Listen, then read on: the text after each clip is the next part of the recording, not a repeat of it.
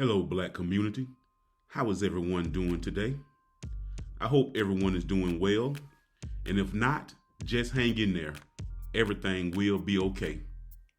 Last week, we talked about the 3 benefits of a unified Black community. And we broke it down into the family, our culture, and economic empowerment. This week, we will continue that theme and go deeper into the importance of a unified Black family. How to build a family within the Black community. Let's get into it. We must unite amongst ourselves and unite around our common goals. Building a family is hard work. We're going to have to be able to hold back some of our own personal agendas and work together on a unified common agenda that will establish us as a unified family. In order to establish our family, we must be able to provide for it by giving our family a place where it can be nourished and seen after, a place where it can grow. We must also protect our family by not allowing any kind of harm to come near our family. If anyone within our family tries to hurt our family, we must protect it. If anyone outside of our family tries to hurt our family, we must protect it. It is what I call victory domestically and victory internationally.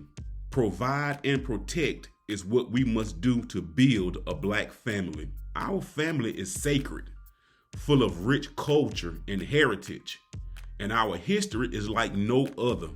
After all of what our family has gone through, we are still standing strong and resilient, secretly admired by other families because of how powerful and influential we are. We've got to protect who we are and what we have built as a family. It doesn't make sense for us as Black people to tear down and embarrass our family and who we are as a people when we are already faced with so much adversity coming against us. We must not allow ourselves to be divided by sports, split down the middle over our favorite basketball team, ready to fight and kill each other over our favorite boxer. This type of division is foolish and unnecessary within our family. We must weed it out and do better. If we're not protecting our family, then we are hurting our family. Sitting back doing nothing while the family is being attacked is just as bad as attacking the family ourselves. Now, on the other hand, I'm not saying that if someone in the family is doing something against the family, that we should immediately throw them away. Giving them a chance to get themselves together is necessary for the family, because if not, there won't be a family to protect. Sometimes we are harder on ourselves than we are on other communities that hurt us. We will forgive other communities for killing our family members, but will kill one of our own over $20. Protecting the family is vital on both sides of the spectrum. It requires balance and righteous justice, especially within our own family. We need our men and women standing up, protecting what's ours, especially the men who are supposed to be the head of the family anyway, the main protector of the family. When God came down to the garden looking for Adam and Eve after they had disobeyed and his glory had left them, he called out, "Adam, where are you?" He didn't call out to Eve. He called Adam. God held Adam responsible for the fall of the family. Black men, we have to get ourselves together and be the men our family needs us to be. A righteous example. Someone our young men and boys can look to as a role model instead of drug dealers and murderers.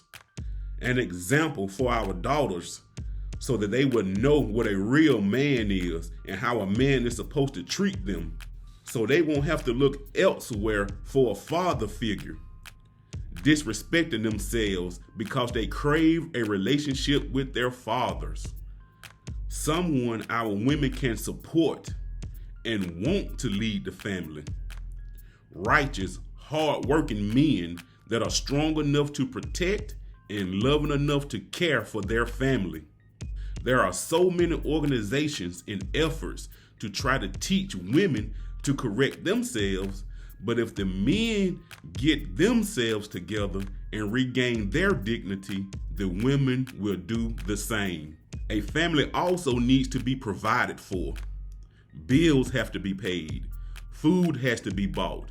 And all of that requires money. Money answers all things. A family needs money to take care of its needs. And without it, the family has to rely on others to support it and give it the resources necessary for survival. If the family owned and controlled its own resources that are provided by the money the family has itself, that family will be secure and self-sufficient, able to leave a legacy to pass down to the generations. But also, along with money, a family also has to provide the nurturing needed to grow strong-minded and emotional stable people. Comfort must be provided, mental and emotional support, self-esteem, which helps build healthy relationships. All of these things are needed to make a family. Young and old, male and female, we are all in this family together, protecting and providing for one another, having each other's best interest in mind. A strong, united family cannot be easily broken. But first, we must want to become a family. We must want to love our community and our people. We've been through a lot as a family, Black community. But like I said earlier, we are still standing strong. And as long as we are still standing, we can still pull ourselves together and fight for what's ours.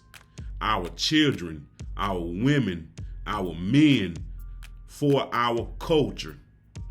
Let's take back what's ours and protect and provide for our culture, for our community, and for our family. Tell me what you think, Black community.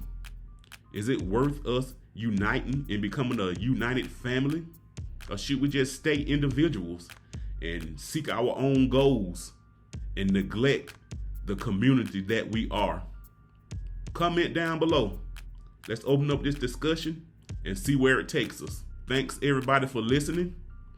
Tune in next Sunday at 12 o'clock Central to One Culture, One Community. Talk to you later.